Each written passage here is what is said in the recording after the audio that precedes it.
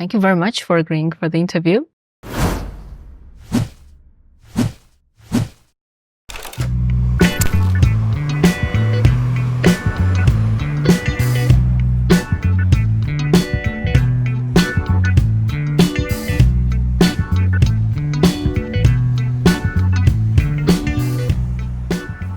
I want to make the world a better place, says on your LinkedIn. What is your recipe to making the world a better place? Well, I mean, there's so many different things that I think are wrong in the world and that can use people thinking about them. And so like for me, what I want to do is I want to just get more people thinking about the problems that actually matter, like whether it be problems in education or healthcare or the environment. Like these are the things that like are really important for the entire world, right? Like we need to figure out how our next generation kids are going to learn better, be better equipped for as the world is changing. Like health is incredibly important. We're all living longer. We're all having different diseases and things like that. So we need more people thinking about how to make our lives better in a lot of different ways. And the climate is changing. So we should be focusing on that. So for me, making the world better is like really trying to get as many people as I can to really focus deeply on innovations or whatever it takes to move those kind of problems, like these big global systemic problems. So we are not we are thinking about more shallow problems. We are worrying about our everyday lives and stuff, and do not pay too much enough attention to the global problems. Do you think so? Well, no. I mean, like I think like everyone just operates at different levels, right? So like you can be doing climate work, for example, on your local level, right? That we can talk about recycling, we can talk about food waste, we can talk about all these things for regular every single day people. Or we could be thinking about big systemic ways to think about, like we need to rapidly scale up how much solar power is being produced in the world. We need to rapidly change how wind turbines are being deployed so we can get wind energy into the global mixture of energy. So I think that like everyone can be thinking about these type of problems. It's not that we're thinking about the wrong things, we're thinking about the different levels. Like I think people just need to be reminded every once in a while that there are these bigger things, that we all are members of one world, that we can all be working on together. We just need to be thinking about them. There's no planet B. There's no backup plan. Like this is all we got. I mean, like some people are working on a backup plan, but right now we have no backup plan. So this is what we got to do. That's the truth. I mean, when we are speaking about these kind of big issues, psychologically, people would say, okay, I'm just a drop in the ocean. If I do something, I mean, is it going even to make difference? Sure. How to make sure that people actually feel that even the tiniest thing is going to make difference? Yeah. What can we do about that? I mean, these are really great questions. And I think like figuring out ways to have connectivity with your community at different scales, I think is like the most important thing. So if you think about it from an educational standpoint, like we all care about kids. If you have a kid, you care about your son, your daughter. Education matters a lot in that context. So like spending time there makes a lot of sense. If you spend time with your kids, maybe then you worry about the classroom that they're in. If you worry about the classroom, you worry about the school that you're in. If you think about the school, you worry about all their pathways through an educational system. I think it's just a matter of, I don't think people are not able to think about these type of global issues. I don't think it's people don't want to think about these issues. I think it's what you just said, like we just need to give them pathways into it. So it's easy to feel hopeless about, let's call it the environment or climate right now. The world is changing. What am I supposed to do? But like I said before, like even just thinking about how much food waste happens in your house, or like, are you using recycled goods? Are you buying fashionable clothes and just throwing them away next season versus recycling them or figuring out other ways to do it? I think these small interventions matter and add up. And so I think a question for people like us is more than how do you just inspire people that you can think about these issues and not have a worse off life for it. You can contribute to these issues and in small ways just make the world better for yourself, which actually can make it better for everyone else at the same time. We just need to give them concrete examples in order to think those through. Like save the energy, don't waste food. Yeah, don't waste food. Turn the lights off when you're done. Look at your electricity bill. Are you using renewable power versus not? Are you the next time you buy a car, maybe buy an electric car, not a gasoline car. I think all these choices, for every single person, they're like, does it really matter? What's in it for me? On the scale of billions of people, it matters.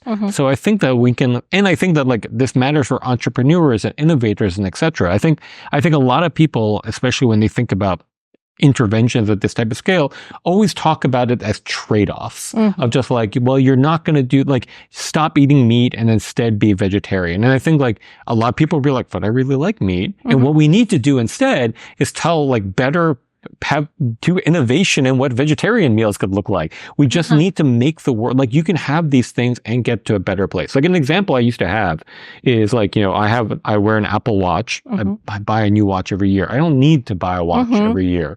Like in fact, like before Apple Watches came out, I used to literally wear the watch my father wore when he came to this country for the first time.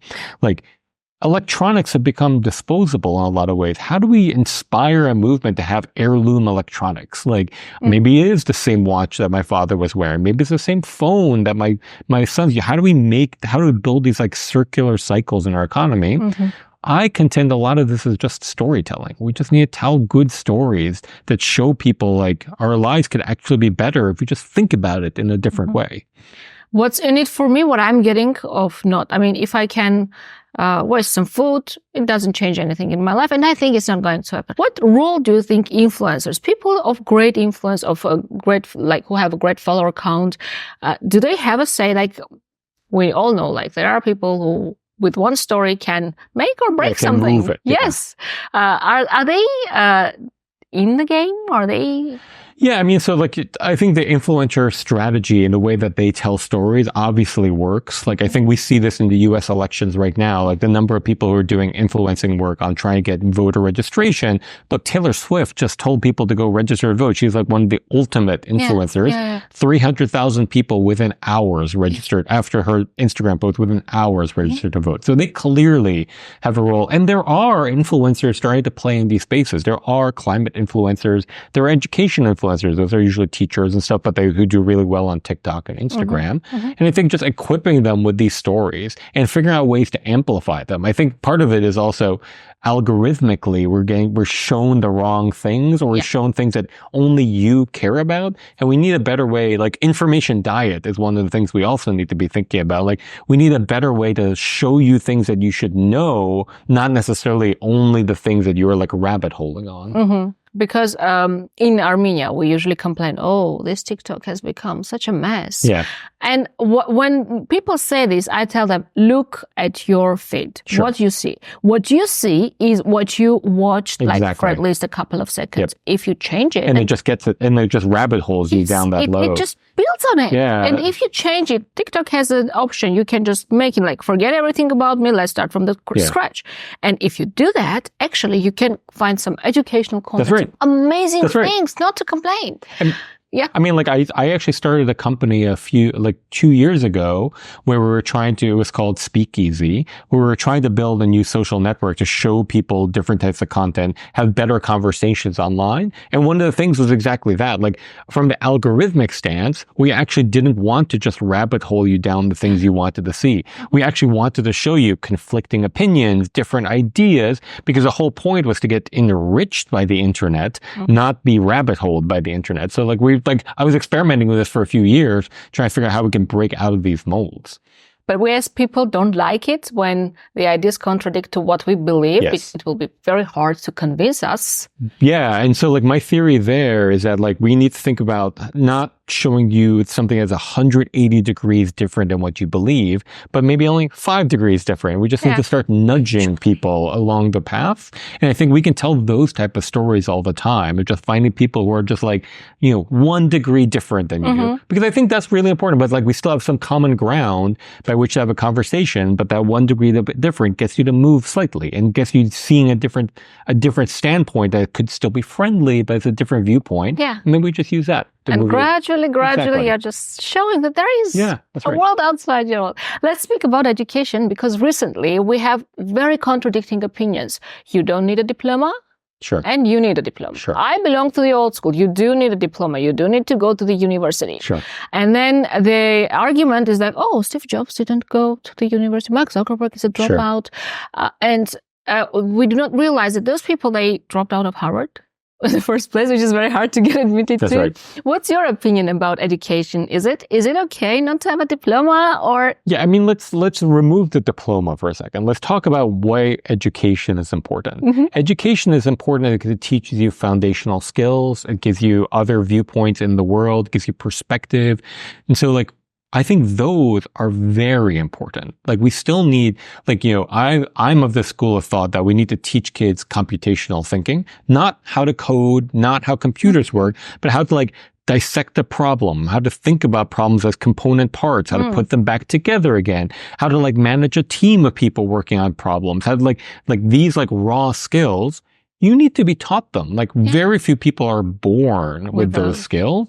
So in that sense, yes, we absolutely need schools. Like we need schools to teach you these foundational things that you'll then like build on top of, like stand on the shoulders of the giants before you so you can build the next thing.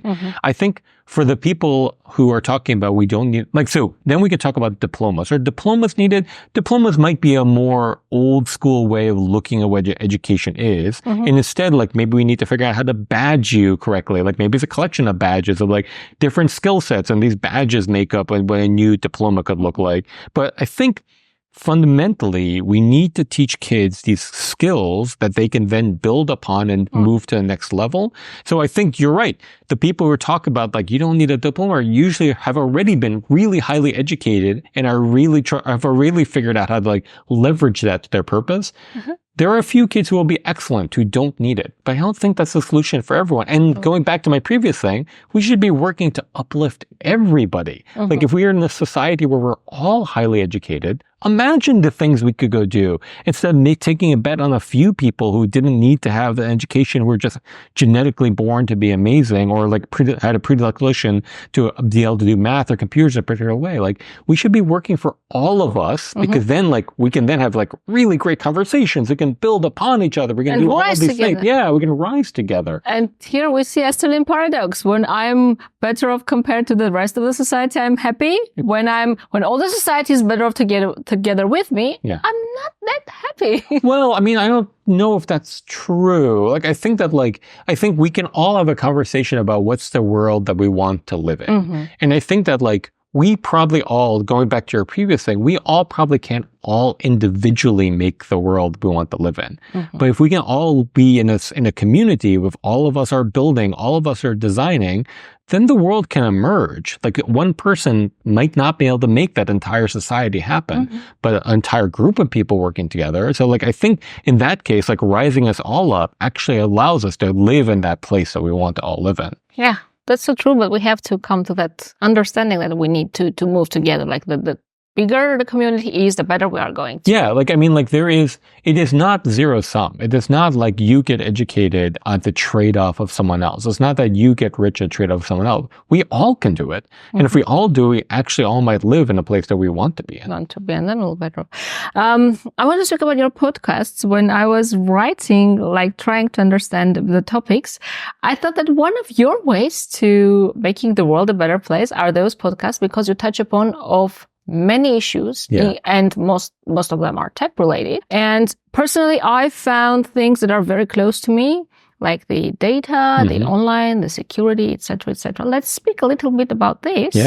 How to stay safe online, because internet is amazing. It has amazing opportunities, endless. But when you look from the other side, it is scary. I have my bank details everywhere in my phone, and I really don't know how it's used. And maybe it is used in a way that I'm not happy for it to be used, and I don't know about it. So in general, what should we do to stay safe online? Because we do lack the literacy, understanding, and what to do not to become a victim of these kind of malicious stuff. Yeah, I mean, I hate to say it this way. I mean, there's like few ways to look at it. Like there's what can a regular person do right now or an everyday person do right now when they go online. And I think it's a few simple things. Like I think there are questions around like setting up multi-factor authentication when you log into things that you do in your bank. You should also probably do in your social network. You should probably do in your email, things like that. You should always keep your software up to date. That's actually quite important because there are always vulnerabilities. But then the last one is just being, let's call it, distrustworthy of anything that happens online. So, we do this right now in our family. Like if my wife ever gets a phone call from me being like, I'm in an emergency, I need you to transfer money, or gets an email from me, the first thing she's supposed to do is like ask what our code word is. Like I have a word that only she and I know, and just try to effectively authenticate me and understand, make sure it's me. Similar to what we used to do with phishing attacks, right? When someone sent you a phishing email, before you click on it, or if it's asking you to do something, maybe call that person and just ask them, did you just send me this thing? So I think this level of suspicion is actually kind of required these days when you're online, because like we've lost all the social cues of being face to face or looking each other in the eye. So we need to like figure out how to get those back in. So I think there are those type of things you can do right now to keep yourself safe. The problem is that that's kind of a depressing way to live. Like being suspicious of everyone is not the best way. Everything kind of sucks. And the internet was supposed to be this amazing place that we are all supposed to be able to like learn from and engage with other people and communicate in different ways. So I'm mindful that being suspicious is counter to that. And I think the call to action here is for people like me. We need to reinvent the internet. Like the internet right now is not set up to be trustworthy in a lot of ways. It's not set up to protect you as a user. It's set up to protect the people who's creating the websites, and people are aggregating all the data. And so I think like there's a call for like we need to reinvent what that internet looks like. And so people need to start working on that. And there are organizations like, Frank McCord is doing something with Project Liberty. The Mozilla Foundation is trying to reinvent what the web browser looks like. I think we need to look to organizations like that to really lead the way, to just re-envision what this market looks like, what this privacy looks like, and how interfacing with humans should look like. Is it possible? I mean, is it possible to just remove everything, start from the scratch, reinvent? No, it is not possible. I think rebooting is not possible. I think we need to just go on a slow evolutionary journey. The problem is right now, the values of the internet. So the internet is basically like a three-legged stool. So you have commercial entities who control a lot of it. You have government regulators who try to impose every once in a while, whether it be Section 230 or whatever it is. And then you have everyday people like you and me, civil society in it. And we've allowed it to get really imbalanced. We've allowed it to be dominated almost purely by commercial entities. Not saying commercial entities are bad. I used to work in the commercial sector all the time. It's just there's a particular set of incentives of just like if your only bottom line is making money, then that causes you to make a certain set of decisions. That's why you need government and civil society to counterbalance that a bit. And so I think it's not possible to reboot, but what we need to do is to start strengthening those other pillars. Like I need people like you to go on your TV show and be like, the internet's broken, and remind people there could be a better way, and just start getting them to think about what that better way looks like. We need regulators to get better educated so that they can do smart regulation to try and nudge these systems back. I think it took 20 years to get to the place we are today. It might take us 20 years to unwind it. But I think we just need to start that journey, and sadly it won't be flipping a switch. It's going to be a long, slow road of us working toward it. And all of us have to understand that. We all have to have the same values. We all have to work together on it. We all need to have a shared understanding of like what we want to be. Like real leadership is needed here. And right now there isn't that. And that's the thing we need to go for. But there is a wide consensus that it has to be fixed. I mean, I think if you ask any parent right now of a kid who is online, they will say right now it needs to be fixed. Yeah. So I think that, yes, I think there is. I think a bunch of people don't think about these problems every day. And that's another reason I do the podcast is because like, you understand why there are speed limits on the highway, but do you understand all the implications of a video doorbell on your door? Do you understand that the police can subpoena that? Do you understand how all that could work? Probably not. Not saying that's bad. Maybe it's the right thing for police to subpoena it, but the fact that you don't think about it when you make tech buying decisions is part of the problem. And so we need people like you to understand what all the trade-offs you are making. It's more than just buying a device. You're buying into a particular way that the world works. And you could not. You could change it, and you could choose something else. And those could send real signals. We choose the easy way, like it's handy to have this, to have that, but we really don't understand what are the long-term implications. And that's why I do the podcast, is to tell those stories so hopefully people can start to understand. And all your podcasts start with a case. Yeah. yeah, this happened, and this is why. And let's talk about it. Yeah, let's talk about it. I read and I agree to the terms and conditions. Yeah. It's the biggest lie of the century. Nobody ever does it, right? No one does it. What can go wrong with these terms and conditions? The small, tiny letters written. Well, anything. I mean, like, I think that one of the things that I need to go do as part of my job, or when people ask me about these terms and conditions, is, can you ever delete your account? Like, and so like, that's an honest question. Like, if I stop using a service, can you tell that service they need to delete all my information so they can't use it? They can't use it in modeling. They can't use it in analytics. They can't use it in whatever. Mm-hmm. In some situations, the fine print says you can't delete it. Mm-hmm. And so like, that seems wrong, right? That's my information. It's my data. I should be able to control it. So I think that's just like one example of what these terms and conditions could be hiding. I mean, there are plenty of others, especially with AI and generative AI. Like, these companies, these organizations want as much information as possible in order to train their models. Do you have a say of where your data goes inside those models? Do you potentially have any form of compensation if they make a lot of money off of your data? Like, all these things are buried in the terms and conditions. And I mean, yes, it is pages and pages of legal text. And so one thing that we could be doing on the smart regulation side is we could mandate that terms and conditions could be one page. We could mandate that terms and conditions could just be a simple bulleted list. Mm-hmm. We don't have those mandates right now, so it just gets long. We could just simplify this. And in these bullet points, they can have end something like similar to those, and include this similar in a 10-pager. Well, I mean, like, but I think the thing I'm trying to say is that, like, there are levers that we can use to push the system around. We're just not doing it right now, so it comes at the expense of people like you and me, instead of being for people like you and me. Yeah. What role does the government play in all this? We recently had Mark Zuckerberg having a big statement about what happened with Facebook. So what should the governments do in the States, in every corner of the world, in Armenia, so that its citizens are somehow protected, feel somehow protected with all these malicious things that can happen? I think the role of government here is smart regulation and smart legislation. I don't think it's overhanded, like, tell you can't do things. I think the government needs to do two things. One is it needs to remember who its constituents are. And those constituents are people. Mm-hmm. So we need to ensure that people's privacy is protected, people's livelihoods are protected, all that kinds of stuff.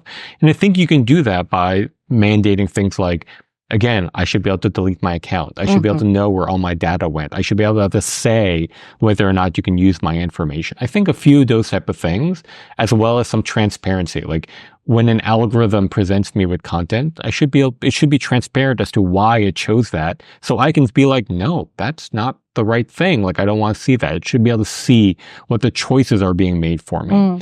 Government also needs to spur innovation. And so, like, I think a lot of people think that government's only role here is to, like, say, don't do things. But I think it needs to do that, and it needs to say, but develop new things that are privacy preserving, that are open source, or all these things that could actually be for the benefit of the end user. So I think government's role could be these two things to actually try to really fix what's going on. Mm-hmm. In Armenia, right now, we are having this law that all the businesses are required to have CCTVs, cameras, and this camera footage is they are obliged to hand over to the Ministry of Internal Affairs and Police. It's a major thing. Like, a lot of us do understand that that's a privacy issue, because, I mean, maybe I don't want someone to see me walking in the street with whoever. And other parts, like, it's a safety regulation. It's for our safety. Are these kind of things, well, they are obviously violation of a privacy, but what is the justification for this? Like, to be on the government side, okay, they are doing this. Well, the government side is ease of use, right? Like, they want easy access to all the information. And, like, I think, like, it's a natural tendency for most governmental agencies to be pro-surveillance, right? It's just simpler for them to do policing work in that case. Like, this happened even for the French. Yeah. The French have a massive privacy law. It's part of the EU, all that stuff. But they inserted a clause that for the Olympics that they could do massive surveillance. And so, like, that already triggered all the privacy advocates. I think in these situations, like there needs to be appropriate checks and balances. I'm not saying that police shouldn't have access to it, but there needs to be a very concrete, potentially slow process by which to get access to it so that lots of people can weigh in. Like in the US, if you wanted to get CCTV access, you need to get a judge to step in. They need a subpoena to get that information. They need to do all these things. And I think like that doesn't solve all our surveillance issues, but at least adds a little bit of friction, which then causes police to have to do something else. And like that something else might be the better answer in a lot of situations. But I think like those small pieces of friction are actually good. Like technologists usually think that you want all the friction out of the system so things can move really quickly.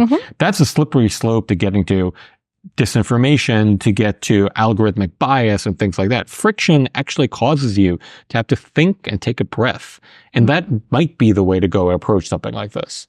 Gradually, slowly, and steadily. We spoke about misinformation. You mentioned Facebook is the main tool of spreading misinformation. You can have as many fake accounts as you want. I believe so too.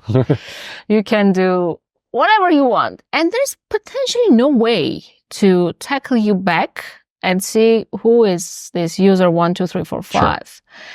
Sure. What should we do not to, I mean, I do understand how to fact check. If something is popping up on my feed, I know, okay, this is fake. I'm not clicking on it. This is not fake. I can do. What an average citizen with not high level of media literacy has to know so that not to become the victim of these clickbaits. Yeah, I mean, I think this gets back to my point of like, we need to teach people to be suspicious. Like, and I think that's sadly the only thing that we can do right now in the current system, or at least that's what we can teach people to do. But it's not the only thing we can do. What we should also be doing is trying to push for, again, smart regulation to require transparency. Like, we should be able to understand why the algorithm or the set of algorithms chose a particular piece of content to put in front of me. Like, what was the decision factor? And like, I feel like if companies were required to start disclosing that, it would change behavior, because they would either have to be forced to reckon for themselves that like, we have built an algorithm that everyone can see that's choosing to cause you to have violent tendencies, or choosing to cause you to get depressed, or choosing to cause you, a teenage girl, to commit suicide. Like, it would force companies to reckon with that. And I contend that would change a lot of behavior right now. So I think if we were looking for the two things to do, one, everyone needs to be more suspicious. That's part of being digitally literate these days. You need to have a better understanding of why you're being shown things. But two, we need to put pressure from the outside. Transparency is probably what seems to be the lowest possible bar, but I think could actually have outsized effects. Does Facebook know a little too much about all of us? Oh, 100%. Like, I think that the beauty of these deep learning algorithms, these machine learning algorithms, is that they can make decisions that no human could have ever made. They can spot patterns that no human could ever spot, because they just can amass more data than our brains can process. So on that thinking alone, then yeah, Facebook has probably spotted patterns in the way you digest information, the way I digest information, that I could never even articulate. And that's the beauty of all the math that's going on beyond it. But like, that's also the power and the problem. And so like, that's the thing that, again, people like you should be more, people who are watching, people like me should be more aware of that as we make decisions, that these systems are watching us. These systems are watching us, learning from us, adapting to us, and they're doing their best to keep us engaged, to keep us clicking, to keep us doing all these things. And it's part of our jobs as human citizens of the world, to then not be sucked into it. And so like, look for other points of view, connect with humans outside the computer, talk to regular people, and just like change, like, this can't be the only view you have in the world. It might be one input, but that's our job, is to behave differently in face of this. We sort of, especially after COVID, we became very close. Yeah. We don't want to speak to other people. I mean, I find it hard to call people. And many people of my age and younger, they do not do this. And for children, all of our children are somehow, some way one a little bit more, other a little bit less, they have access to internet. And the safety of children in internet is a major issue. Of you course. cannot monitor all the time. 100%. You can do some parental controls, but it's not still going to do all the work. Yeah. And children are easy targets for any hacker, any bad guy in the internet. So what should we do as parents for the children not to be safe online? Yeah. I mean, like my kids, for example, I can't tell every parent what to do to their kids. My kids are not allowed to use social networking on the internet. Like they're 8 and 11. I think they're way too young for it. So they are not allowed to use any piece of technology that involves that could potentially be speaking to another person on the internet, all the way down to video games. Like the video games that they are allowed to play, if it has any internet component, it has to be that no one can just talk to you, like either text or voice or whatever. Like all that is banned from my children's lives. And I think that's probably the smart thing to do for almost every parent. It's just like, I'm not saying we can have a whole other conversation of whether kids should be using screens and computers, whatever. That's a different Let's assume that they're using it. You could just say that like the kinds of stuff they're going to do in internet does not allow for communication with other people. Like it's just not the thing. You can be playing games, whatever. And I think that's probably step number one. Is sort of like allow them to understand the technology, like you and I understand the technology, before they have to then grapple with all the social constructs and things like that. So postpone that as long as you can. One of the things I've always wanted to do is, in the United States, we teach a class called home economics in schools, where home economics is meant to be, it literally, when I was in school 30 years ago, or however old I am, it would teach you how to sew. It would teach you how to wash the dishes, do all the stuff around the house. But we need to revamp that. Like it's home economics now should be digital literacy. It should be how to use computer applications. It should be how to converse online. It should be this level of suspicion, teaching kids this level of suspicion I can. So I think like from a parent standpoint, the number one thing you can do is delay your kids as long as possible before you allow them to get into social networking. But from the school standpoint, we need to then start teaching computer literacy, internet literacy, artificial intelligence literacy. From the government perspective, we need to start putting in a bunch of different guardrails about like child safety online regulation. In the US, we have COSA that's stuck in our Congress right now, but it's specifically meant to be that kids can't see targeted ads, all these changes that can actually be put on the platforms. So it's not falling only on the parents to push off all these things in the computer. So I think we can attack this from lots of angles. But for parents, getting back to your first question, delay as long as you can. Like my kids play on the computer all day long, just they don't talk to other people on it. They have to talk to me. They have to talk to their friends at school. That's the way they communicate. Okay, so no WhatsApp, no chat. Nope, they have no WhatsApp, no chat. Oh my God. Imagine like saying something like that to an Armenian. In Armenian schools, they have this WhatsApp chat. Yeah, like a lot. It's hard. I'm not saying this is easy. Yeah. Like it's taken us to have effectively deals with other parents of kids in their school being like, we're all not going to do it. We're all going to delay it as long as possible. Like, so for example, our school, we've all have an agreement effectively that no kid is going to have a cell phone until they're 13 or 14. Okay. Not all parents are following it, but enough parents are following it that like text messaging each other is not a thing. It's not a reliable way to communicate because kids know that not everyone has it. So I think that these are things communities could be doing together in order to try to do it. When the city of San Francisco, they were trying to figure out how to do earthquake preparedness. And the number one thing they realized to prepare citizens for earthquake preparedness was just know your neighbor. Like literally have a conversation with your neighbor face to face, know that person, because like then you have a social community, you have a construct that like something happens during an earthquake, you have someone you can turn to. But if you can do that, then you can also have block parties. You can do all these things that actually could be wonderful. Social life. Like we need to somehow teach people the right balance again of just like everything has gone to socializing over the computer. You need to bring it back. And look, I helped build one of these systems, right? Like I was an executive at Twitter. I was one of the first, like I was the employee number 50, give or take. So like I helped build these systems. And I'm saying that now we need to find balance again. Yeah. Let's speak about AI. My grandmother used to say that whatever is built by a man can never be more clever and more developed than a human. Okay. But now we kind of see something different. Yeah.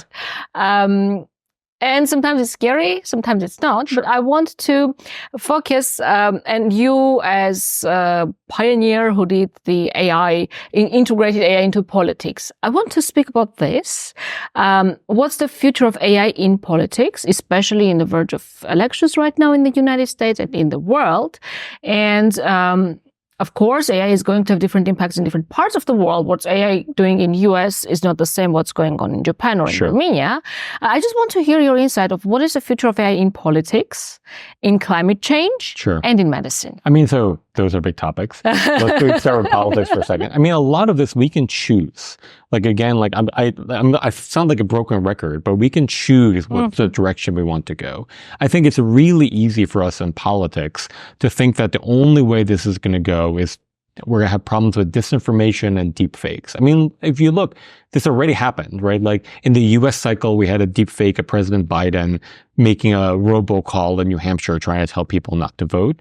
In Indonesia, it was like Disneyland of deepfakes, as far as I could tell. Like their entire election was mired with deepfakes. India had this problem as well, where like literally celebrities were giving endorsements that they had never given because the computer just generated for them. So it's easy to think that this is the way it's all going to go.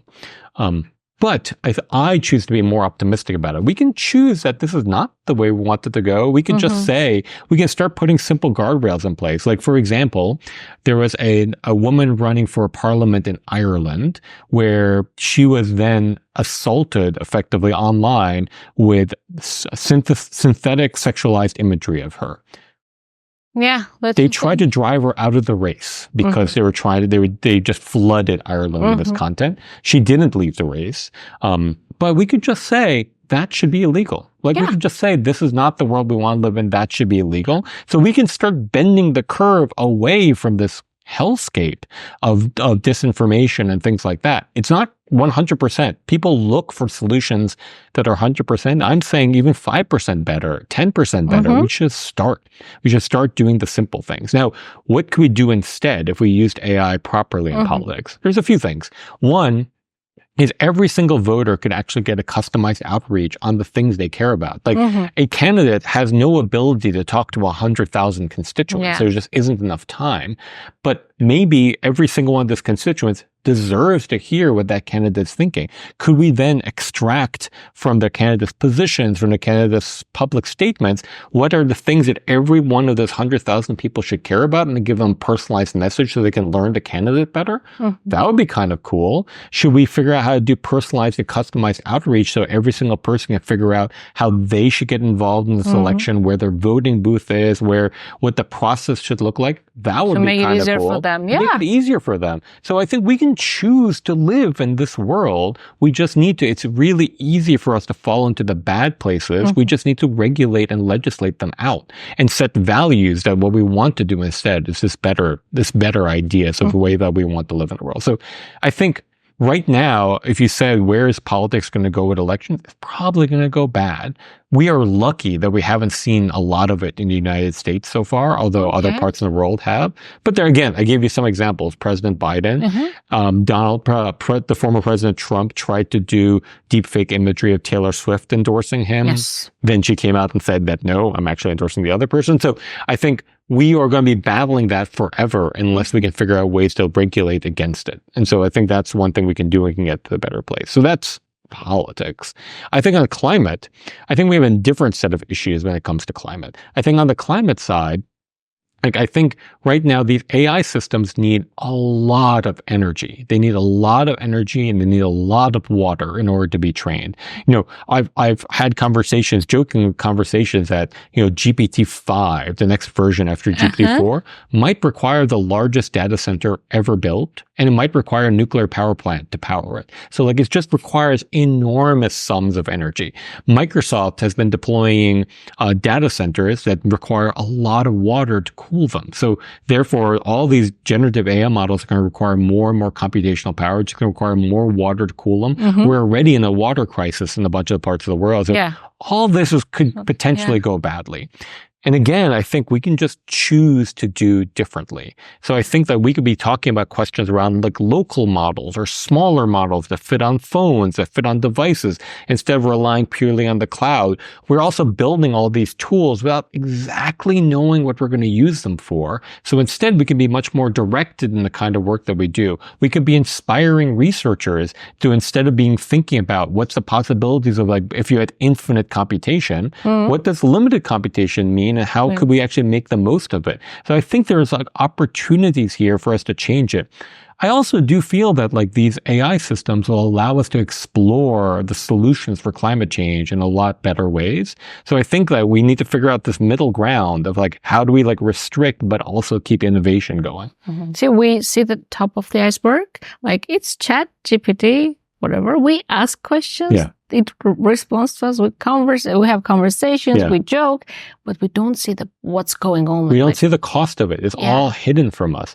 And these companies are actually losing a lot of money right now. And it seems so easy to us. Like, hey, yeah, it's cool. Exactly. It seems free in a lot of ways. But the reason why they're losing money is because it takes so much energy. It takes so much stuff. And look, I support innovation. Innovation probably takes investment. You'll lose money in the beginning. But I think we should start opening our eyes on exactly how much this is costing, because it makes you have to wonder whether or not we're spending our resources in the right way. Yeah, rather than looking cool, look smart. Exactly.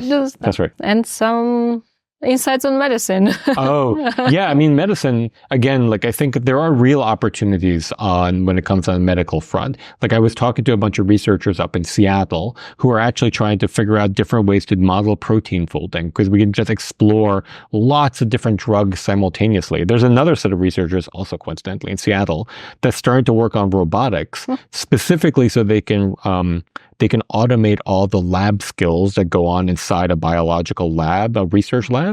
Again, not to replace humans, but imagine if we could just speed up the process. Like the robots could be experimenting in ways that humans just can't, because they have to sleep, they have to do all these things.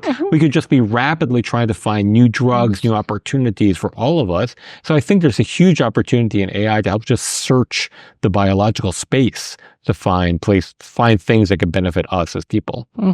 Let's speak a little bit about your career. Okay. Because your path is motivating and is a dream to anyone who wants to be successful, from Uber to Twitter, from Emerson Collective to being the pioneer of the AI in the DNC. How did you do that? Yeah, I mean, that's a good question. I mean, I think for me, the number one thing I look for whenever I try something new in my career is, can I learn something different? And so like, I joined Twitter early in my career, but like I became part of the executive team because frankly, I was just starting to ask myself different questions than engineers would ask themselves. Just like, how can we actually marshal all of engineering to try to build something differently? So just that, like, for me, cultivating this notion of curiosity and just asking questions is what always drove me to the next thing. So then when I left Twitter, there were lots of opportunities to join other social networking, like a bunch of social networking companies. I was fortunate. They all called being like, come work for us instead. But I figured I wouldn't learn anything new. And then when Uber came around, and I finally understand what they really wanted to go do, I was like, I don't know anything about robotics. I could learn something about robotics. We could build self-driving cars. I didn't know, like I drove a car. I don't know how a car works. And so like for me, I just wanted to dive in because like my passion and my passion drives me to learning. And I was so curious that it was just like, this was a huge problem space. I'm willing to like lose tons of sleep to work as hard as I can because I'm learning something new.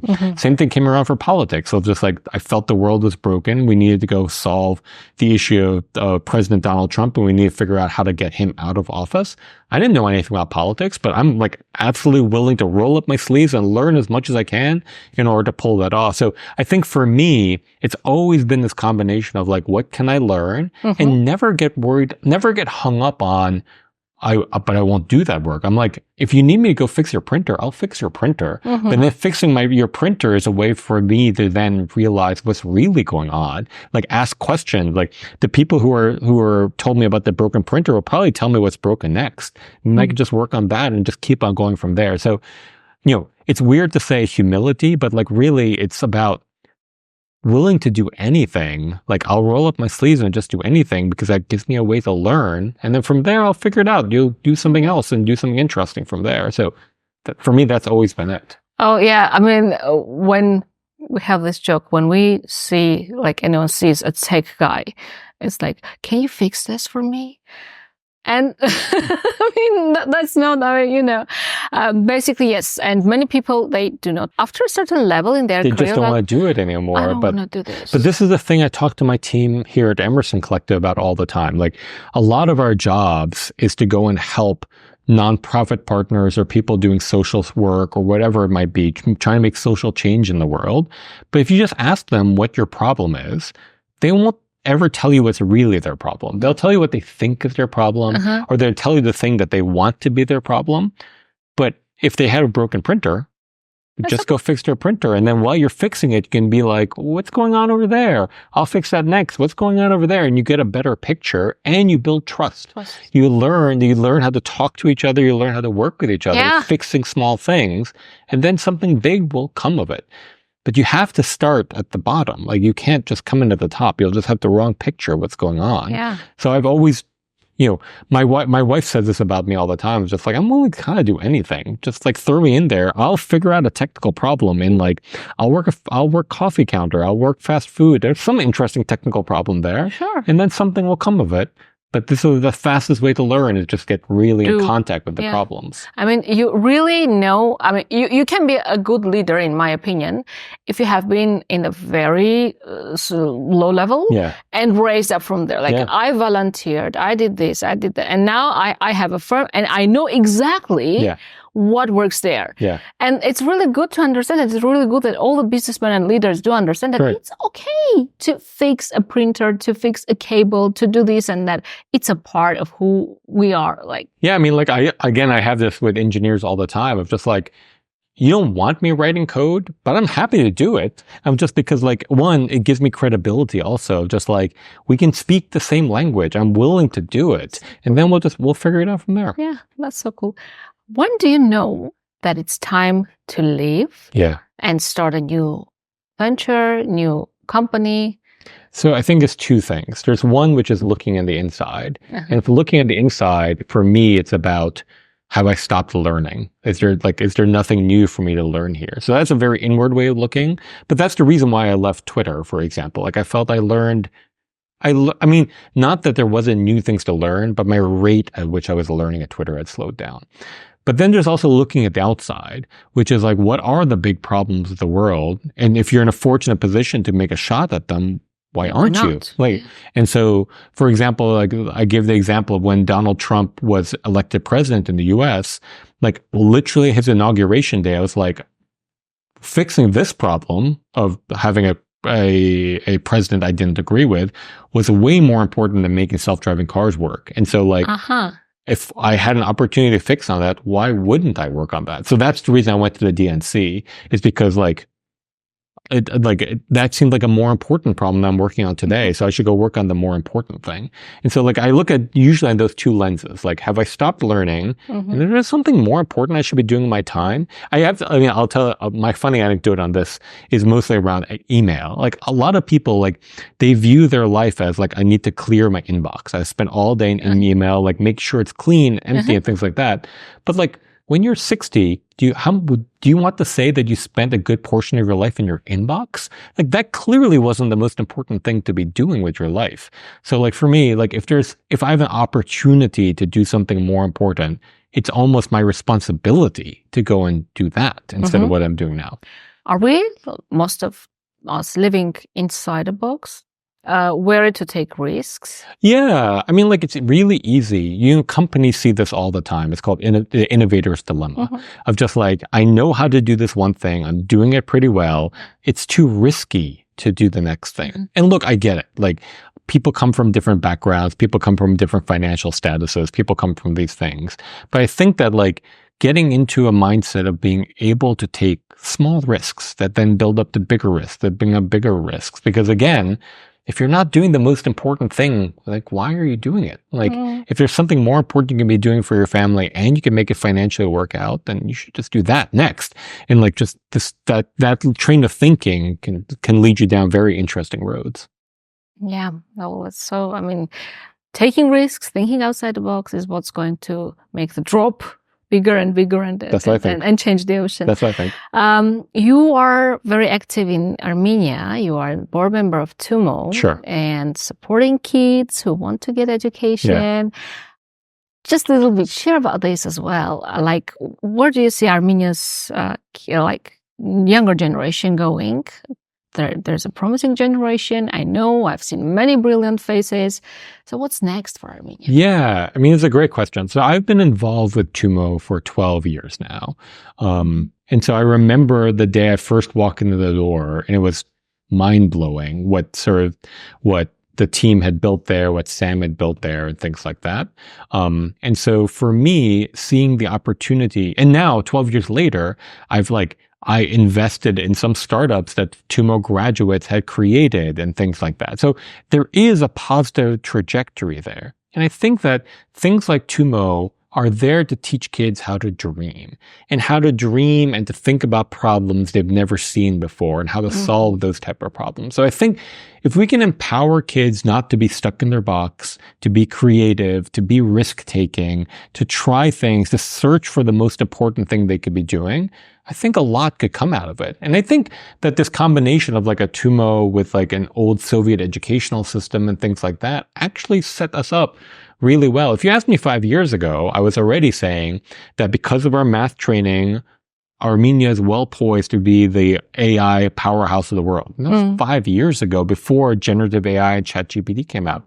I still believe that to be true. We just need to do some targeted investments to really enable that to happen, because I think we have a generation of kids who are mathematics people, who are scientists, who are thinkers. We just need to inspire them with creativity and open their eyes to what the real problems are in the world, and they'll solve it. I have faith in these kids. They will solve it. Yeah, they are so amazing. And in the end, and I know a lot of people are going to watch tech people who are just doing their first steps in any venture, any endeavor. What would your advice to them be if they want to start something new? Well, one, make sure it's worthy of your time. Like, you have to do the things that like you're going to be excited by, passionate about, because like anything hard is going to take all your energy. And so like it has to be worthy of your time. You have to be curious about it. You have to be excited about it, and then just throw yourself at it. Just go for it, because I feel like that's the way you're going to like, no, you will not predict the end from the beginning. So you just got to go and be excited to go for that ride. You will fail, and then you will pick yourself back up. Do it again. Thank you so much. This was so much fun. Yeah, it was. I wish we had more time. Thank you very much. All the way from Palo Alto, San Francisco, this was Inside Broad Clear Screens. I was speaking with Managing Director and Chief Technology Officer of Emerson Collective, Rafi Krikorian. Subscribe to Tribune.am not to miss the programs of Inside. See you soon.